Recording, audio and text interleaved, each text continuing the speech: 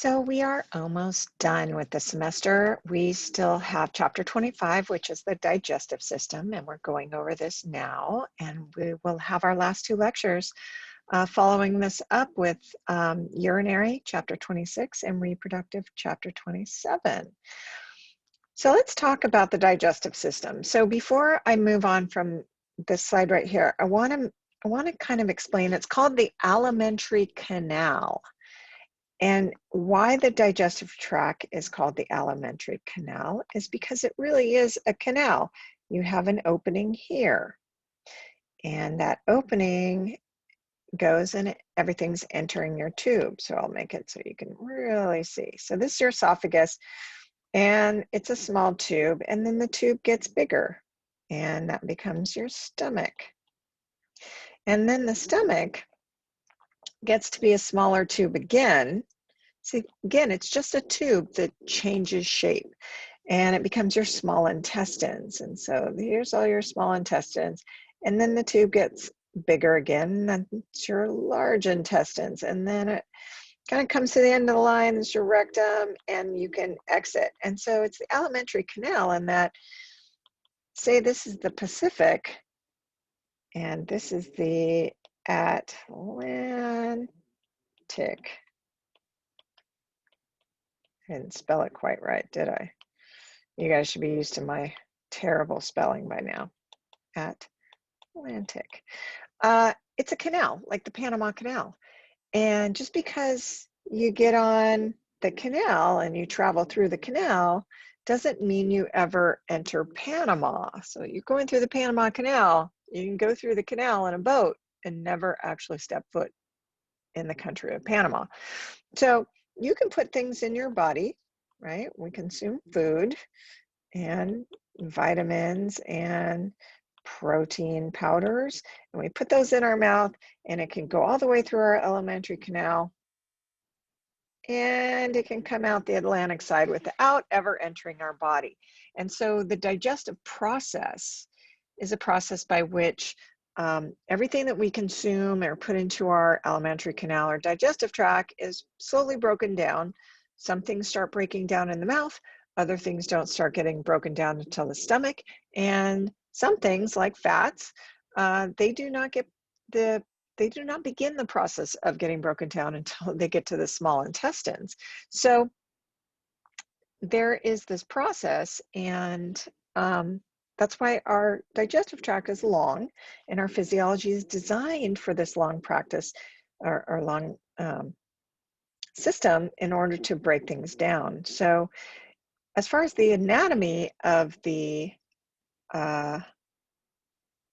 digestive tract, we'll look at that right now. And then when we get to physiology, we really talk about the process. What is the digestive process? What's going on chemically, metabolically, enzymatically, in terms of having those food substances that we eat actually get absorbed out of the small intestines and into our bloodstream. That's a whole separate process. And so it's important to understand, just because you consume something does not mean it actually gets absorbed into your body. It could go through your alimentary canal and go out the other end, never entering your body. So let's talk about the anatomy. Well, you have the oral cavity, teeth and tongue. And in that area, you have salivary glands. And these salivary glands are secreting saliva, and saliva contains enzymes that start the process of breaking down carbohydrates. So carbohydrates actually start breaking down in your mouth, not just mechanically with your teeth and tongue and muscles, but enzymatically with salivary amylase.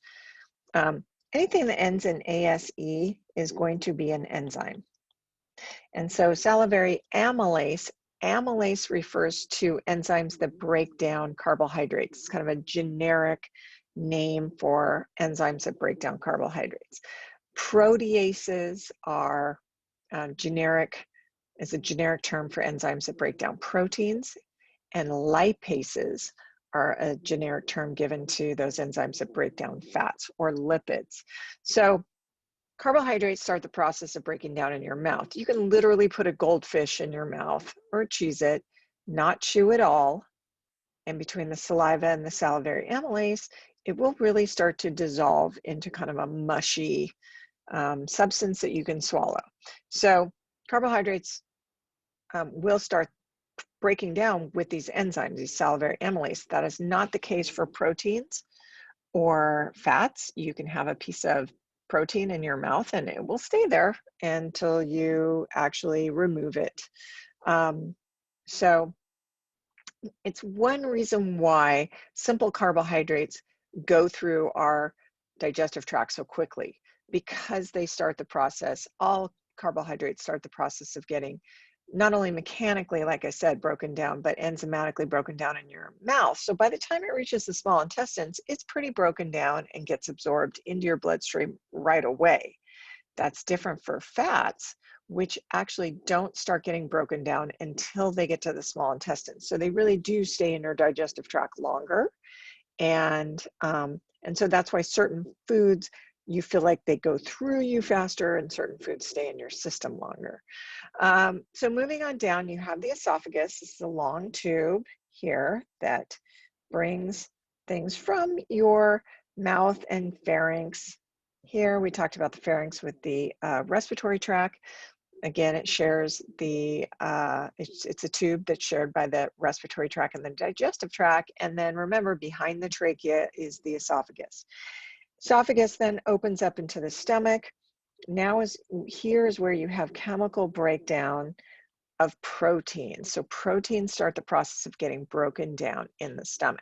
There is also mechanical kind of mashing up a little bit of all the food you eat, whether it's carbohydrates, proteins, or lipids, which are fats. You have 3 layers, smooth layers of stomach muscles, and they are really good at mixing and churning. From the stomach, then it begins the small intestines. And so the small intestines have some ducts from the pancreas and the gallbladder and liver that deliver bile and enzymes into the small intestines. So we'll talk about these. These are called the accessory organs, and they will secrete things into the small intestine. From there, the small intestine is really where you finish up chemical digestion and absorption of nutrients out of the small intestines into your blood, to the mesenteric capillaries. And once the food sources all go through the small intestines, that's pretty much where all food sources are absorbed, and then it becomes large again, and it's the large intestine. Your appendix here hangs off the large intestines here, and then you start the climb of the ascending colon. Large intestines are your colon, and then you have the transverse colon and the descending colon, and then you have the sigmoid colon and the rectum.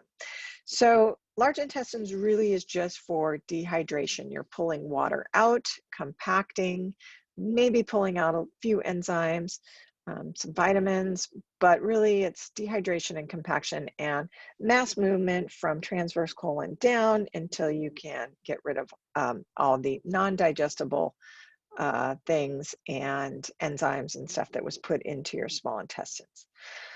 So that's kind of the overview of the anatomy of the digestive tract. What is it responsible for? Well, ingesting, mechanical process, that's really chewing and breaking down, but you can also have mechanical processing by the muscles of the stomach. Digestion, you can have chemical and enzymatic breakdown. That's what digestion is. It's taking things that are bigger structures and breaking them down into smaller structures, and then breaking it down to the smallest possible structure. So for carbohydrates, it becomes glucose or fructose. For the most part, if it's proteins, it becomes amino acids. And most lipids or fats get broken down into triglycerides for absorption. There is secretion between the salivary glands. The stomach has some cells that secrete into the stomach, as well as the liver, which is creating bile, storing that bile in the gallbladder, and the pancreas. They all secrete different substances that help with breakdown. And then there's absorption in the small intestines, right? So this is small intestines. And then water gets absorbed in the large intestines or colon. In the colon, there's compaction, and eventually there's excretion out of the rectum. So the histological structure of the digestive tract, we have layers, and these layers change from structure to structure along the digestive tract, but they all do have an inner mucosal lining. So that's the innermost layer, right? So this right here is the mucosal lining. And this is looking like it's the small intestines because you have plicae, which are these rolling hills. And on the plicae, you're going to have villi, they're little finger extensions. And then what you'll see is on the villi, you'll have this epithelium with microvilli. And it's all really to increase surface area for maximal absorption. Yes, your digestive tract is designed for maximal absorption. And so we absorb food sources, carbohydrates, fats, and proteins very, very, very well. And that in part is due to this, the structure of this mucosal lining. Now, underneath the mucosal lining, there's a submucosal lining. So it's this lining right deep to it. And you'll notice the submucosal lining has the vessels, right? So there are blood vessels, and there's some little ducts or glands in there. And that is where the blood supply is going to be located. Deeper to that, you're going to have the muscular layer. This is going to be from here to here. So this is the smooth muscle, right? So we got smooth muscle. In most of the areas of your digestive tract, you have 2 layers of smooth muscle, longitudinal and a circular. In the stomach, you're going to have 3 layers. So we'll see that. And then outside, the outermost layer is called the serosa.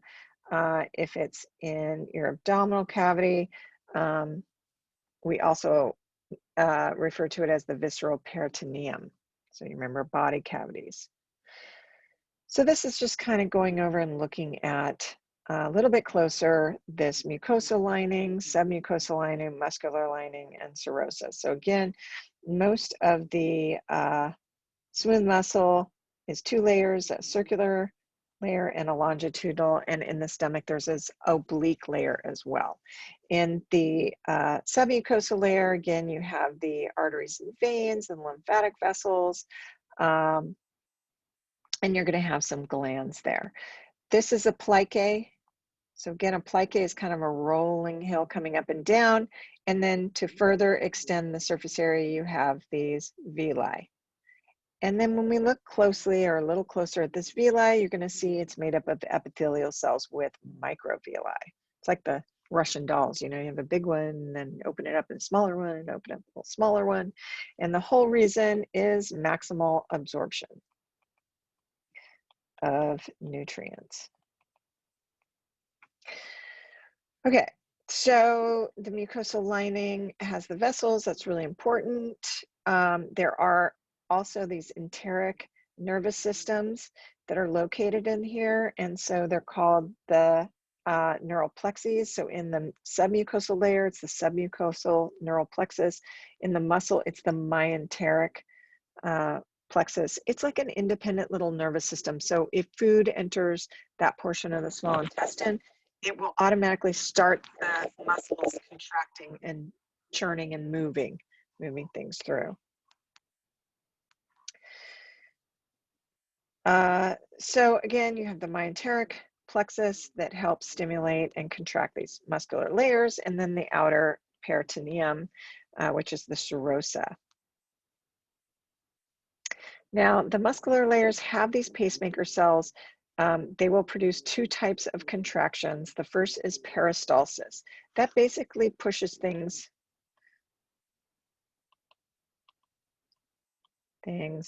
forward through tube.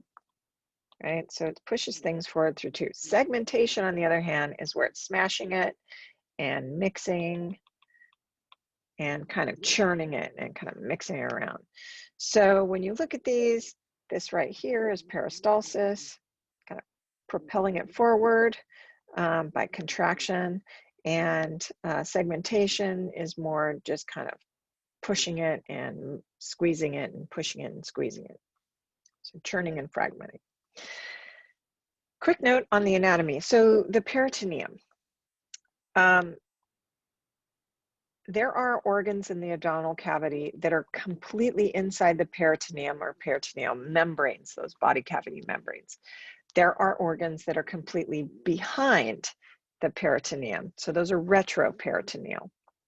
And so intraperitoneal organs are completely surrounded by the visceral peritoneum. So stomach, liver, the large intestines. Now you have these secondary retroperitoneal organs. They start as intraperitoneal, but then they migrate behind the peritoneum. And that is the pancreas and the duodenum. The duodenum is the first portion of the small intestines. So we'll talk about that. They end up retroperitoneal. Also retroperitoneal are the kidneys, the ureters coming from the kidneys down to the bladder, and the abdominal aorta. So these all lie behind. Retro means behind, right? Or past. And so they're behind the peritoneum. Now, the visceral peritoneum form these membranes. And these membranes kind of surround the intestines, the small and large intestines, and contain the blood vessels of the mesenteric arteries and veins. And so these sheets of peritoneum that surround the small and large intestines and contain the vessels are called the mesenteries. And so the mesenteries are kind of hard to tell. They're kind of hard to recognize in this 2D environment. And so remind me during our lecture time, I'll get a little video so you can kind of see what it looks like in real life, because these pictures do not really do it justice. There's the greater omentum. They have cut off the greater omentum. It's like a big fat pad that hangs over and tucks in. So it's between your intestines and the abdominal wall. This is where we kind of keep all our abdominal fat here in the greater omentum. And it's not attached down below, but the top is attached to the greater curvature of the stomach here. It's kind of like our abdominal fat where we carry that. So this is trying to show you the mesenteries, and it does an okay job. It's showing you that these are the different parts of the small intestines, and that these sheets of peritoneum surround, and then they all kind of anchor to the back wall of the abdominal cavity. And you can see the uterus is retroperitoneal. And you can see the pancreas is retroperitoneal, and the first part of the small intestines, which is the duodenum, is retroperitoneal. So they're just trying to kind of distinguish between the peritoneums, or distinguish between what's in the peritoneums and what's behind. Obviously, this is a female, right? How do you know that? Well, only females have uteruses and a vaginal canal, and sorry, this is the vaginal canal, and nope, yeah, and this would be the urethra, and then the rectum is behind. We'll talk about that when we get to the talk in chapter 27. All right, so we have the oral cavity, and what is it for? Mechanical breaking down. So you use your teeth to really segment and fragment the food that you are ingesting, chewing up the proteins, which take a little bit more work, or complex carbohydrates. And then again, there's limited digestion of carbohydrates with salivary amylase. Now, C6H12O6 is glucose. So it's the molecular kind of short term for glucose. Glucose has 6 carbons, 12 hydrogens, and 6 oxygen. So in case you were wondering. You use your tongue, all these muscles, to move food around and break them down with your teeth. And again, you have actually two parotid salivary glands. You have one sublingual and you have two submandibular salivary glands. I'd say the majority of your saliva comes from the parotid salivary glands. They're kind of by your masseter muscle here. So this is the masseter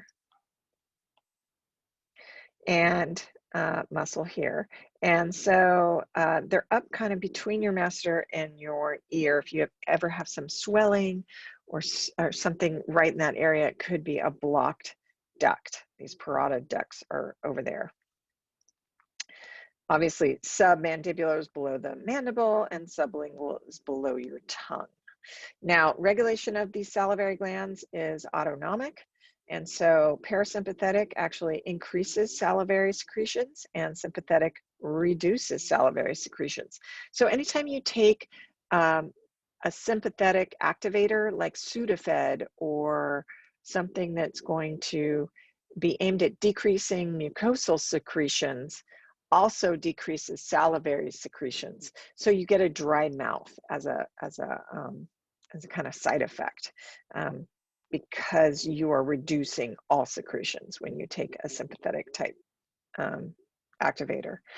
Saliva also has antibacterial properties and water to dissolve the chemicals in your food, so they will excite your taste bud receptors as well. Oral cavity teeth, designed for mastication. Mastication is the word for chewing. If you're interested in dental, it kind of goes through the crown of the tooth. It has the enamel and the neck of the tooth, and then the roots and the dentine and periodontal ligaments.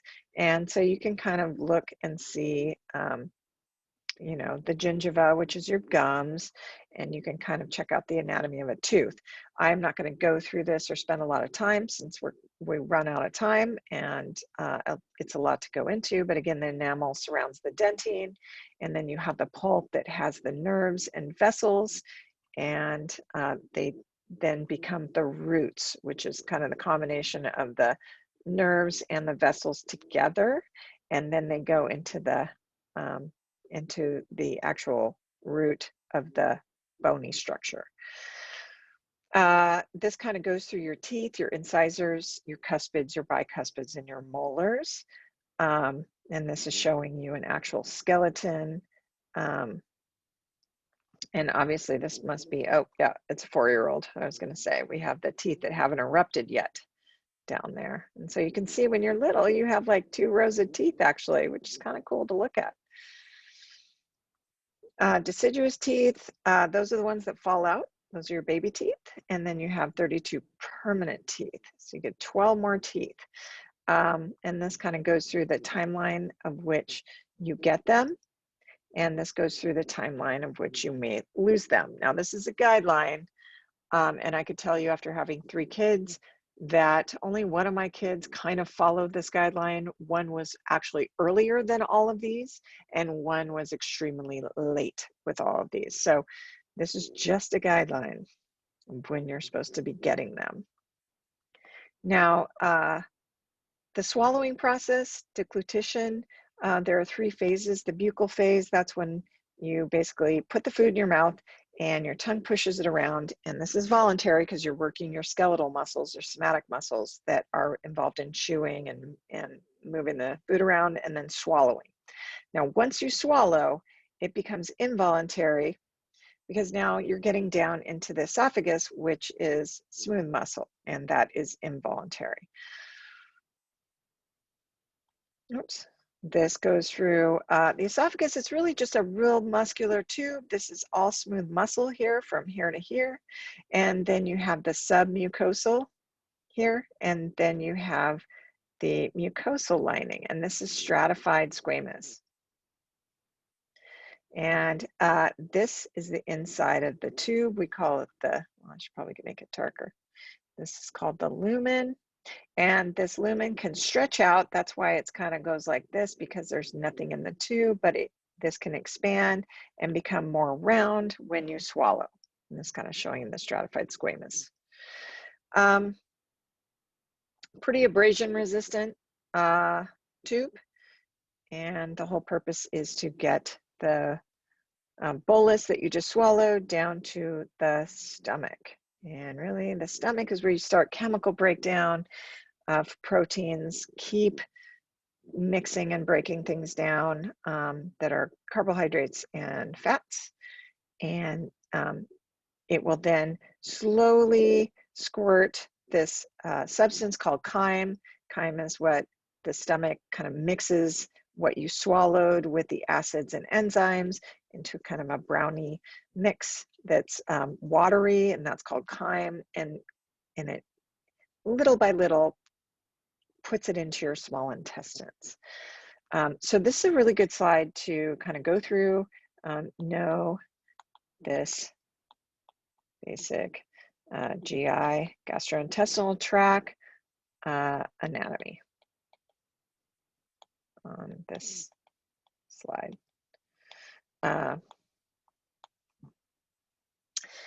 So moving on to the stomach. Again, the stomach has a lesser omentum. It goes from the lesser curvature of the stomach and attaches to the liver. And then you have the greater omentum, which kind of attaches from the greater curvature, and it hangs down. It kind of looks like Santa Claus. And it's just this membranous sheet that's dominated by fat cells or adipose tissue. And then it covers all of your intestines.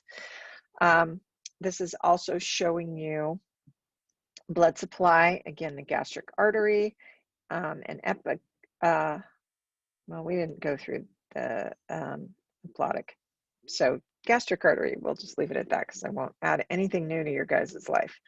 The anatomy of the stomach, again, you have the greater and lesser curvature. The cardia is where the esophagus connects to the stomach. So you have a lower esophageal sphincter here.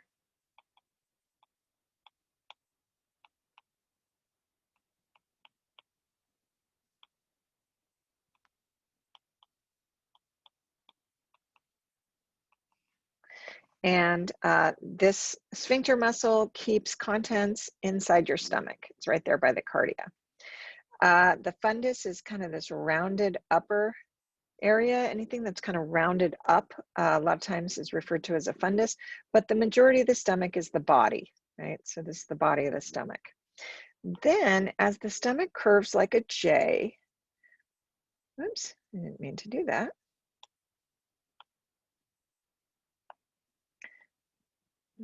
How do I get out of this? There we go. Here is called the pylorus. And the pylorus is this end J-like area. And then here you have the pyloric sphincter.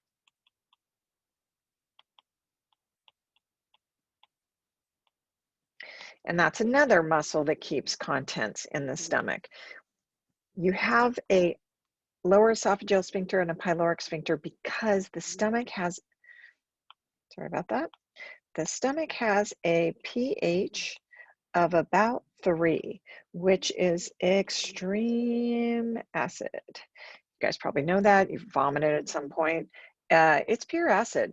Most of the rest of your body is a pH of 7.3, 7.4, and 3 is extremely acidic.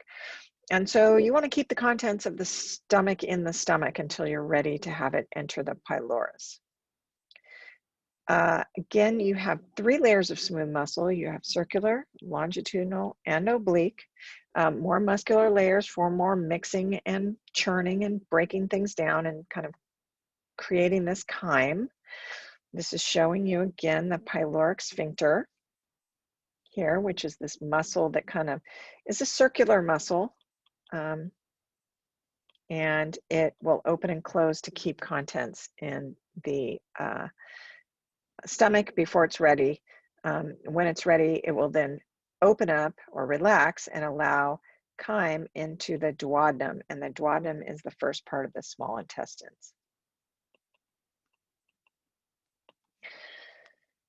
So this goes through fundus, cardia, body, and pylorus.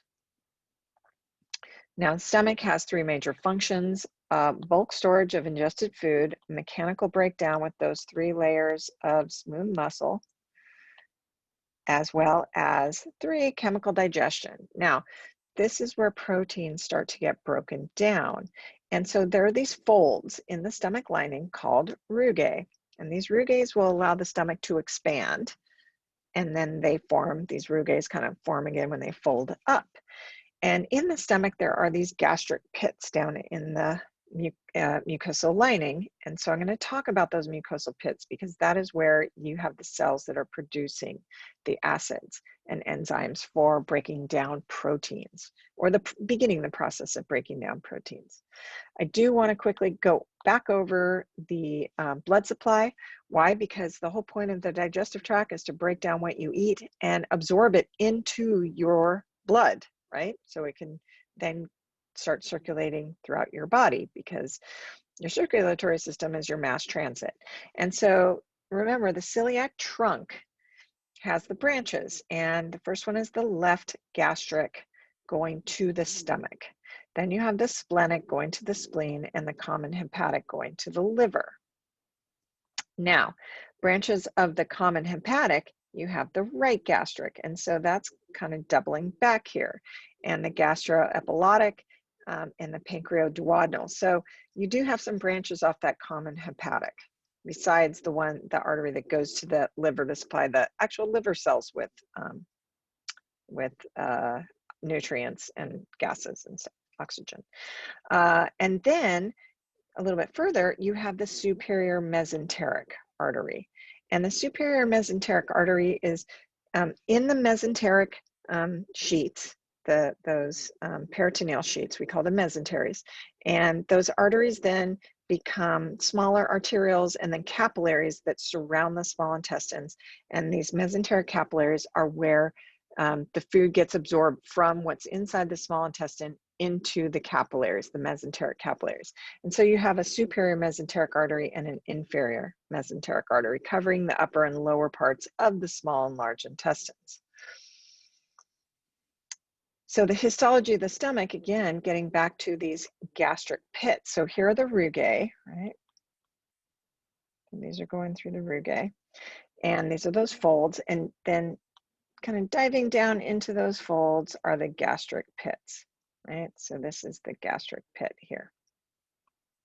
And there are cells, right? So gastric pits, there are these cells. So on the upper part, you have these mucosal cells, because they're constantly creating a kind of a layer of mucus here to protect the epithelial cells, because there's going to be a lot of acid produced by the parietal cells and the chief cells. They kind of work together. And so these mucosal cells are producing mucus, and the parietal and chief cells then are starting to produce hydrochloric acid and pepsin. So you can see them up here. The mucosal neck cells produce mucus. The parietal cells are producing hydrochloric acid, and as well as intrinsic factor. And we talked about intrinsic factor when we talked about blood, because intrinsic factor is responsible for absorbing vitamin B12. So you need to have intrinsic factor secreted into your stomach, and then it goes, absorbing, and then with the chyme, it goes to the small intestine, and that stimulates vitamin B12 getting absorbed. Hydrochloric acid from the parietal cells do two things. It kills pretty much everything, because it's so acidic, nothing can live in that environment. And it also denatures the protein. So you get a pH that's so low, right? So you have a pH that is so low that unfolds proteins. And another way to say unfold is denature. So you're denaturing proteins. It's kind of taking this 3D structure and making them kind of unfold into more of a 1 or 2D structure. And that allows the enzyme It's secreted as pepsinogen, but in the presence of hydrochloric acid is converted to pepsin. And pepsin is a protein that starts the process of breaking down the bonds between the amino acids. So again, these parietal cells secreting hydrochloric acid and intrinsic factor, and the chief cells really pepsinogen. And then in the presence of hydrochloric acid, gets turned into pepsin, which is enzyme that breaks down, proteins. So it's a protease. So it's important to think about it like this. So proteins make it all the way kind of down, and they're in small chunks. And pretend this is like a protein. Hydrochloric acid comes along and hits this protein, and it goes from being a 3D structure to kind of more like this. Then the hydrochloric acid converts pepsinogen into pepsin, and pepsin's a protease or enzyme that's going to break this protein into smaller chunks. So these smaller chunks of proteins then enter the small intestines. So it's just starting this process of breaking down proteins into smaller chunks. Regulation of the stomach is controlled by stomach acid and enzymes, and that stimulates these other cells called the G cells to secrete hormones or kind of a substance that will stimulate the muscular activity, and as well as cause the pancreas to start secreting into the small intestines. So food entering the stomach stretches, causes the G cells to release gastrin, which is this hormone that then causes the parietal cells and chief cells to release hydrochloric acid, an intrinsic factor, and pepsinogen, and it also stimulates the small intestines. So now we go to the small intestines. So from the stomach, you have the pyloric sphincter.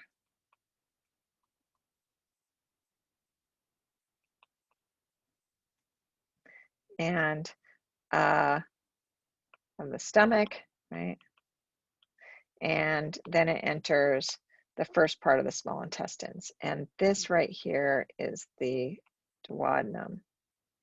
And it is the first part of the small intestines. It's retroperitoneal, it's behind the peritoneum, and it's relatively short, but is what receives enzymes from the pancreas and bile from the liver and gallbladder. And so there is the common duct that will be the bile duct, the common bile duct, and the pancreatic duct merging to the ampulla of Vater. It's this little area that gets enlarged when both ducts merge, and then there's a little sphincter muscle called the sphincter of Oddi that will open and close and allow the secretions from the pancreas and the bile from the gallbladder and the liver to enter the duodenum, the first part of the small intestines. Then it goes back to intraperitoneal.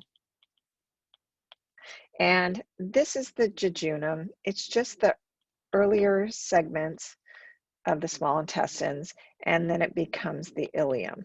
And the reason they're named differently is histologically inside, I think I have a picture here, is that they just histologically look a little different. The plicae look a little different in the jejunum than the villi in the ileum. And so they just kind of gave them different names. So the duodenum is retroperitoneal, and it gets the pancreatic duct, common bile duct merging. This is the ampulla of Vater. This book calls it the duodenal ampulla, and then this is a little sphincter muscle here that will then secrete into the duodenum. So looking at this, the duodenum is really where you're mixing the chyme from the stomach with digestive secretions from the pancreas and the liver and gallbladder bile. And then it gets pushed to the jejunum. Most of the absorption occurs here in the jejunum. And then the ileum kind of finishes up with absorption.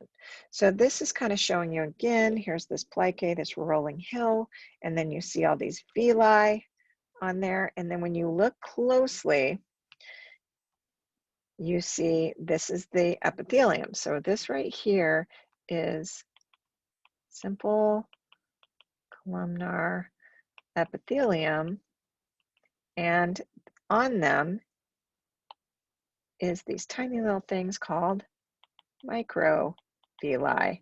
So there's microvilli on top of the surface area of the simple columnar epithelium, and that's where there's these last little enzymes called brush border enzymes that finish cleaving those last bonds, if it's amino acids into singular amino acids, if it's sucrose like table sugar, that last bond between the glucose and the fructose, and so they can get absorbed into the bloodstream that is in the submucosal layer. Now, you'll notice this is a mesenteric capillary system here, and there is a lacteal. This lacteal is actually a lymphatic vessel, and some of your fats that get absorbed actually get absorbed into the lacteal and will travel through your lymphatic vessels before they get dumped into the venous system at the subclavian veins. So that's why that's showing you there. So again, increased surface area. You also have these intestinal crypts here that have cells, and they have these cells called enteroendocrine cells, and they produce intestinal hormones.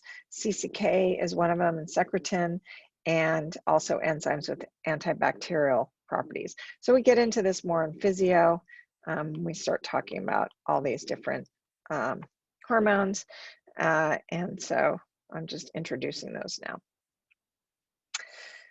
So again, a lot of surface area. You have plicae, and then those are those big rolling hills. Then you have all these villi, and on each villi you're going to have the epithelium here that has microvilli. A lot of increased surface areas, and this goes through the lacteals that absorb materials that can't be absorbed in the capillaries, and that's really lipid type substances. Chylomicrons is what they're called, these lipid protein complexes. Now, the liver has these bile ducts, and all of the bile ducts are going to merge into the right hepatic duct and the left hepatic duct. So they merge here, and they merge and they become the common hepatic duct. The gallbladder, which stores and concentrates bile, has the cystic duct here, and the cystic duct then merges with the common hepatic duct, and this becomes the common bile duct. And the common bile duct, again, is going to then merge with the pancreatic duct here, and they're both going to release into the duodenum, the small intestines. So that's showing the anatomy. And the pancreas is posterior to the stomach, so it's back there. The duodenum, again, this is kind of just showing you the common bile duct and the pancreatic duct here. And again, the ampulla of Vater, and then the sphincter of Oddi. Now, the small intestines end, the ileum ends, and it merges with the first portion of the large intestines, or the colon. And that first portion that merges with the small intestines is called the cecum. And of course, there's a valve, a little sphincter valve here. I'm going to make it pink so you can see it, called the ileocecal valve. So at the beginning of the small intestines, you have the pyloric sphincter, and at the end, you have the ileocecal valve. The cecum has the appendix hanging off the end of it. It's tissue dominated by lymphocytes. and thus begins the ascending colon. Why? Because movement is pushing materials up. And there are these kind of haustras, these little segments here called haustras, and you'll see that name as well. So ascending colon goes up, it's going to turn or flex. And that flexure is commonly referred to as the hepatic flexure because your liver is over here and that's your hepatic organ. You can also refer to it as the right colic flexure because it is on the right side of your body. Then the colon goes across your body in the transverse plane. We call it the transverse colon. Then there's another bend or flex, and it's right by the spleen, so we call it the splenic flexure, but you can also call it the left colic flexure. Then it descends, right, descending colon, and it's going to bend in a curve like an S, and so it's called the sigmoid colon, and then you have the end, the rectum. Now, the Tenier coli is this band structure here on the outside, and it's also showing you each segment is referred to as a haustra.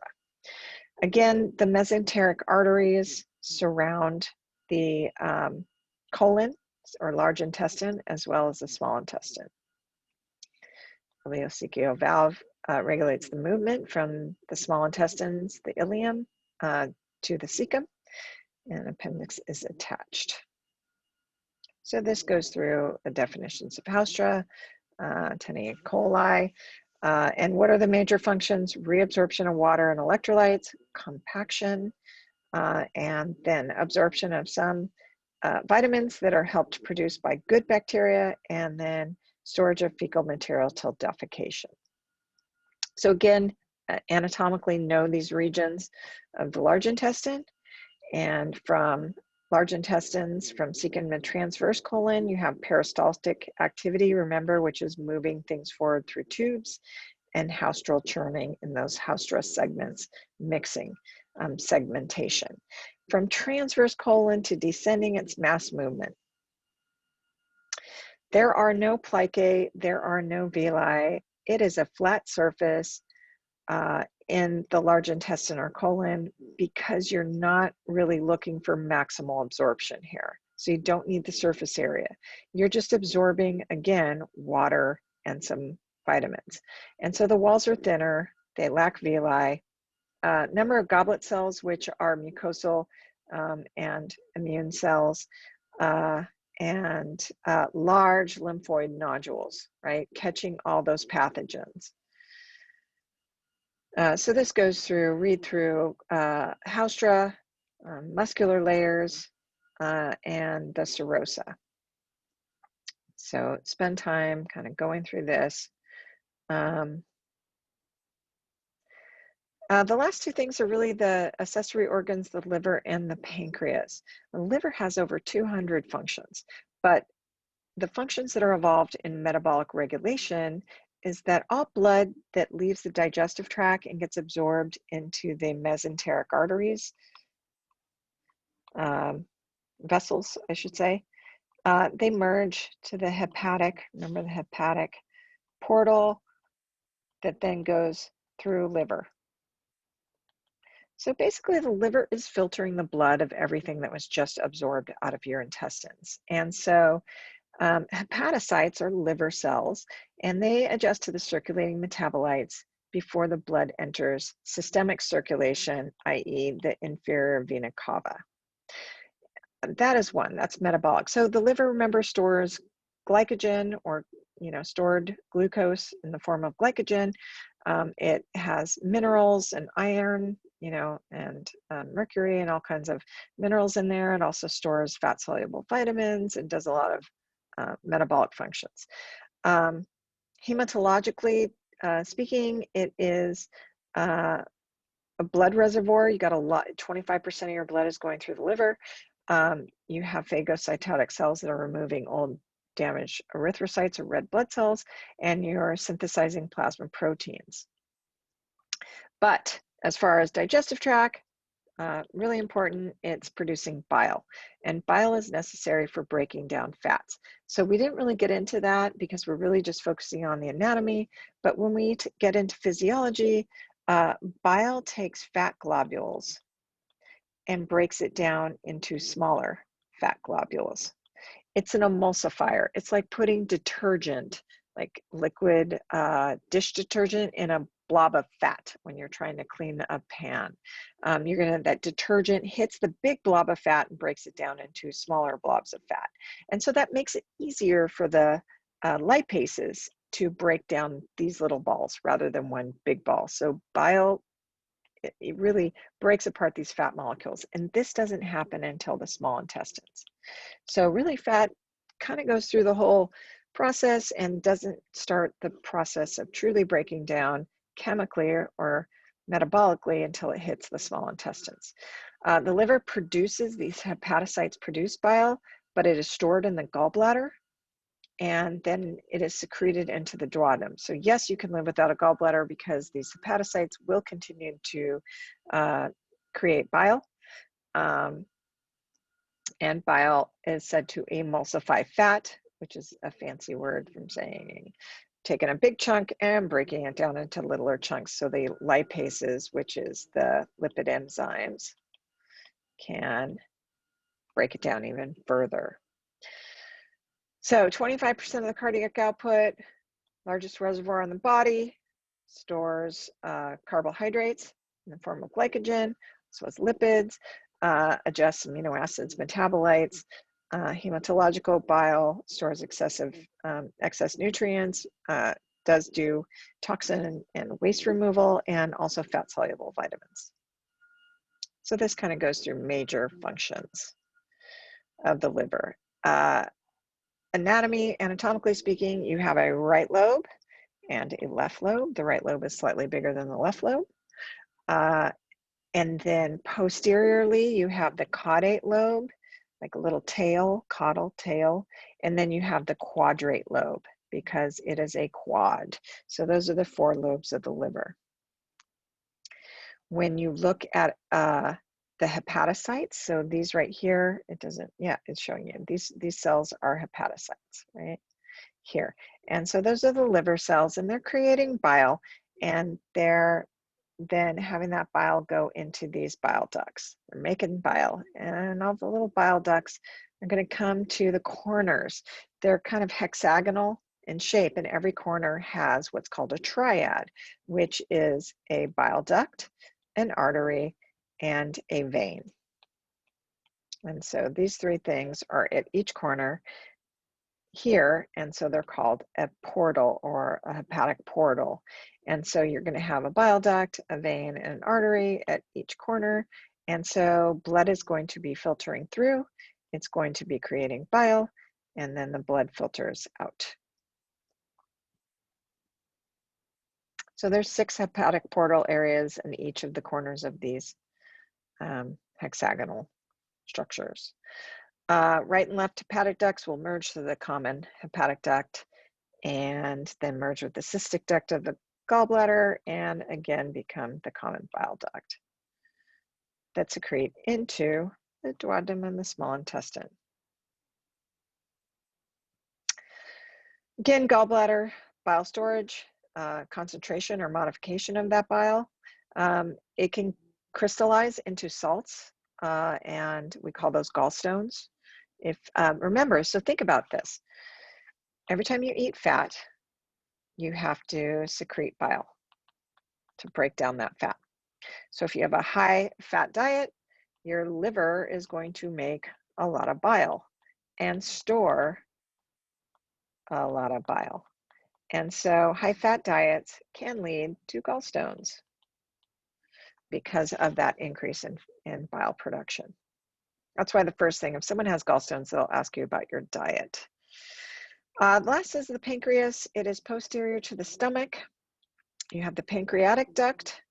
It's a really fleshy tissue that really does kind of look like this, and it doesn't really have this tough outer lining or shell or capsule, and so it's really fleshy almost. Posterior to the stomach, and you have these pancreatic acidic cells secreting a mixture of watery ion buffer digestive digestive enzymes, and we just call that pancreatic juices. These buffers are very basic, right? So remember, it's secreting into the small intestines, and the small intestines are getting chyme from the stomach. Chyme from the stomach is going to have a pH of 3, right? So that's really, really acidic. And so when it hits the small intestines, it has to bring the pH back up to 7.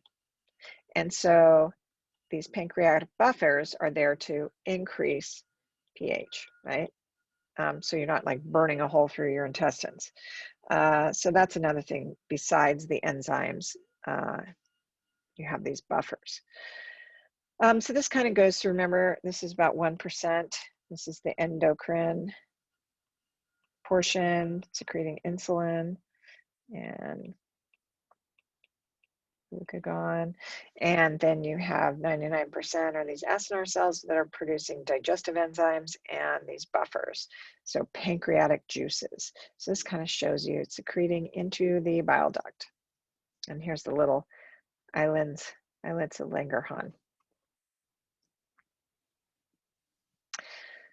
So this kind of goes through the pancreas. Pancreas has enzymes for fats, carbohydrates, and proteins, and nucleases. So we do have nucleic acids that are consumed, and there are enzymes for that as well to break down nucleic acids. Pancreatic hormones, again, insulin, glucagon, somatostatin. We didn't really cover that too much. Aging in the digestive tract, diverticulitis. There's an outpouching of the colon. You get damage, just wear and tear. Teeth wear down. Accumulation of toxins over time. Tissue repair becomes less active, and muscle tone also becomes less active. And so that's where you get these diverticular things that kind of stay in your intestine and kind of push out on the intestinal wall, create an outpouching. There's also a lot of cancer, again, in the layers that are active in generating new cells.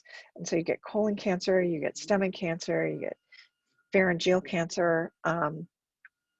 These are all fairly common just due to the wear and tear and the activity of the tissue repairing itself.